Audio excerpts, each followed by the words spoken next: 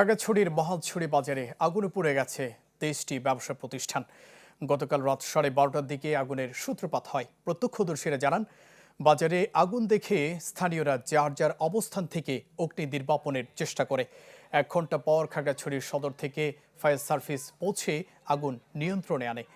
পুড়ে যাওয়া ব্যবসা প্রতিষ্ঠানের মধ্যে মুদি, কাপড়, প্রসাধনী এবং কুলিং কর্নার সহ বিভিন্ন ধরনের দোকান ছিল।